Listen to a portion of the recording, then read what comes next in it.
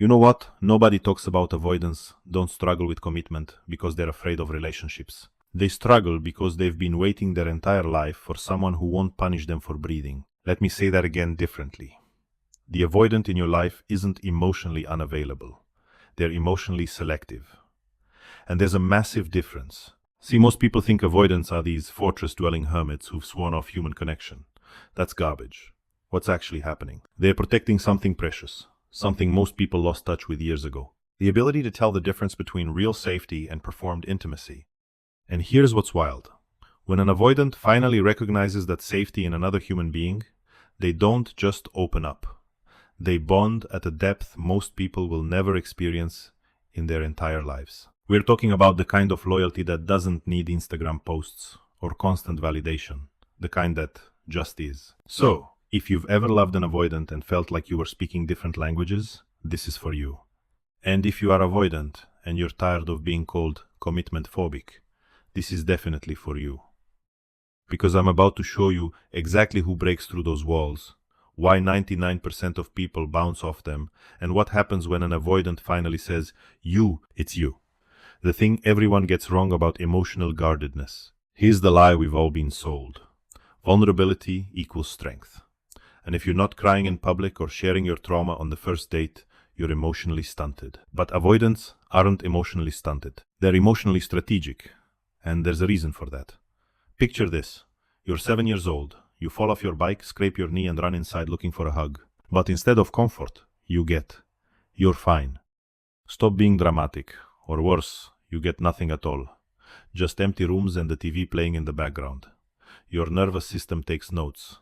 It writes in permanent ink. Showing pain doesn't bring help. It brings shame. So don't show it. Now fast forward 20 years.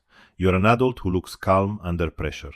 People call you independent, self-sufficient, maybe even cold. But inside you're feeling everything. You're just doing it alone because that's the only way you learned how to survive feelings without falling apart. This is the truth about avoidance that most people miss. They're not numb. They're contained. They didn't choose detachment because they hate love.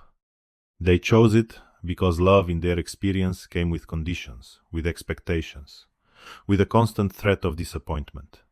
So they learned to need less, to want quietly, to love from a distance where it felt manageable. But here's the thing, that distance, it's not a preference, it's a protection plan. And the moment someone shows up who doesn't activate that alarm system, everything changes. The walls don't disappear overnight, but they stop feeling necessary. And that's when the bond begins. What makes someone safe enough to let in? Okay, so, if avoidants are just protecting themselves from bad love, what does good love look like to them? It's not what you think. It's not grand gestures. It's not love letters or surprise parties or constant reassurance. In fact, all of that can feel suffocating. What an avoidant recognizes as safe is someone whose energy doesn't spike when they step back. Someone who doesn't interpret space as rejection. Someone whose nervous system stays regulated even when theirs doesn't. Let me paint the picture. Most people, when they sense distance, immediately go into overdrive. They text more. They ask, "Are we okay?" 17 times a day. They create emotional urgency where there wasn't any. And to an avoidant, that urgency feels like a trap closing. But the rare person, they notice the distance and they don't panic. They don't make it mean something catastrophic. They simply give space without disappearing. They stay present without crowding. That's the magic formula. Presence without pressure. Think of it like this. Imagine you're a wild animal that's been hunted before. Most people approach you with loud voices and sudden movements, trying to prove they're friendly. But all you hear is danger. Then one day, someone sits down at the edge of the clearing. They don't rush toward you. They don't demand trust. They just exist.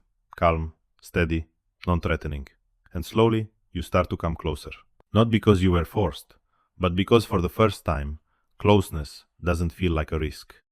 And that's what the rare person does for an avoidant. They create a field of calm, and in that calm, the avoidance nervous system finally gets permission to rest. This person doesn't need constant proof of love, because they're not operating from insecurity. They don't weaponize silence, because they understand it's not personal. They show up the same way on good days and bad days, which is the ultimate love language for someone who's been conditioned to expecting consistency.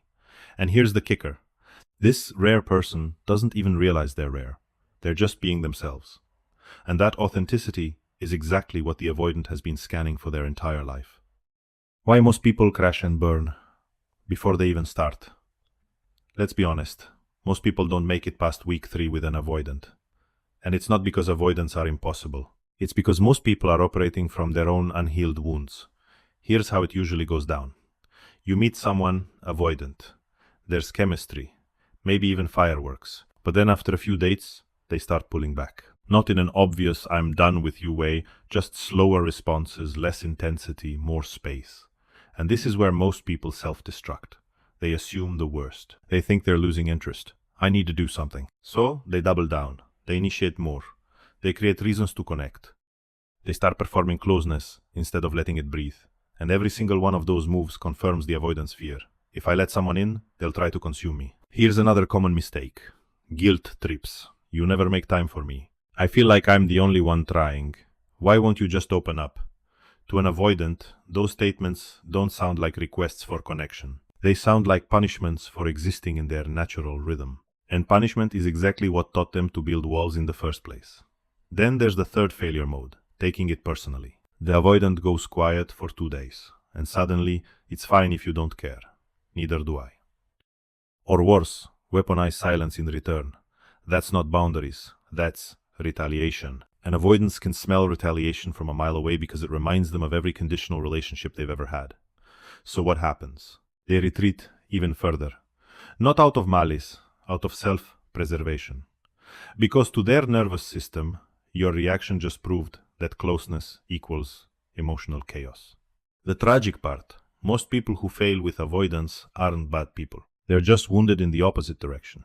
They're anxiously attached. They need reassurance to feel safe, while avoidance needs space to feel safe. And when those two nervous systems collide without awareness, it's not a relationship. It's a slow-motion car crash. But when someone shows up who doesn't need the avoidant to regulate them, who can hold their own emotional center without making the avoidant responsible for it, that's when everything shifts. What it actually looks like when an avoidant chooses you. Alright, let's talk about what happens when an avoidant finally bonds, because it won't look like the movies. There's no tearful confession, no dramatic, I've never felt this way before speech. Avoidant love is quieter, subtler, but if you know what to look for, it's unmistakable. First, they start letting you see behind the curtain. And I don't mean they trauma dump on date 2. I mean they start sharing the real stuff, the stuff they usually keep locked away. Maybe it's a story about their childhood they've never told anyone. Maybe it's admitting they're scared of something. Maybe it's just letting you see them tired, unfiltered, human.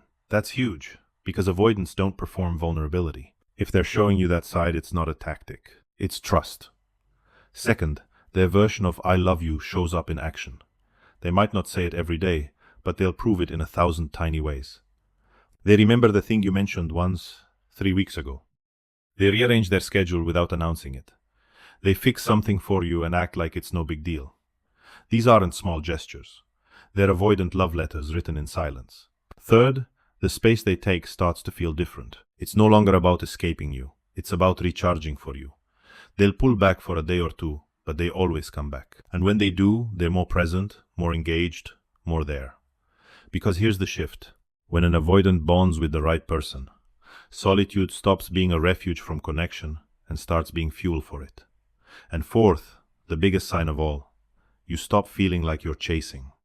You start feeling chosen, not in a loud, showy way, but in a deep, settled, unshakable way. You're not their backup plan. You're not their project. You're their person. And for an avoidant, that designation is sacred.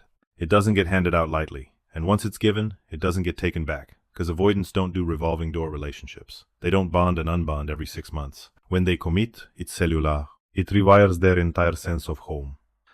And that's why this bond feels different from anything else. It's not built on neediness or infatuation. It's built on safety. And safety, once established, doesn't fade. The hidden screening process. You didn't know you were in here something wild. Every interaction with an avoidant is a test. But they're not testing you to be cruel. They're testing to see if you're dangerous. Let me explain. The first test is the patience test. They go quiet. They need a few days of space.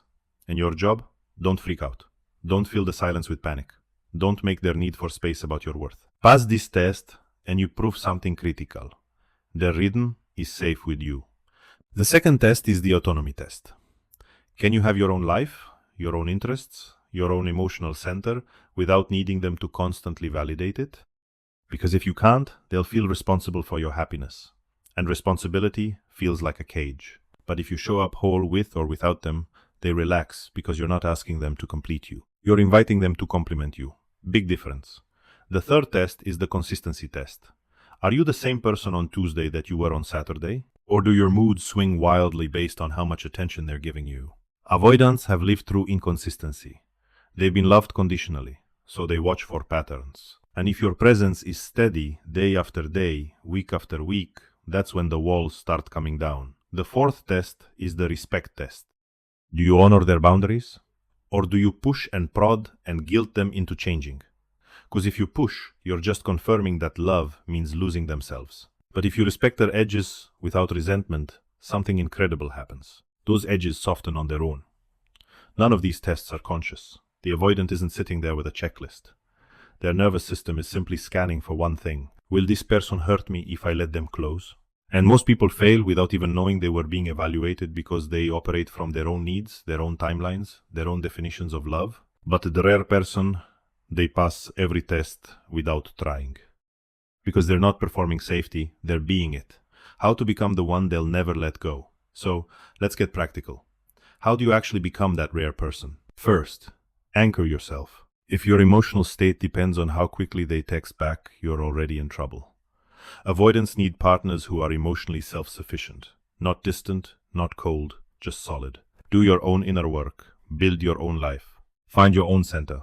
Because the second you stop needing them to regulate you, they'll feel safe enough to actually want to be close.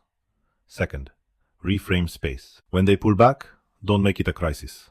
Make it a breather. Send a message like, take all the time you need. I'm not going anywhere. And then actually mean it. That one move, that simple reassurance without neediness, is worth 1,000 love confessions. Third, show up consistently, not obsessively.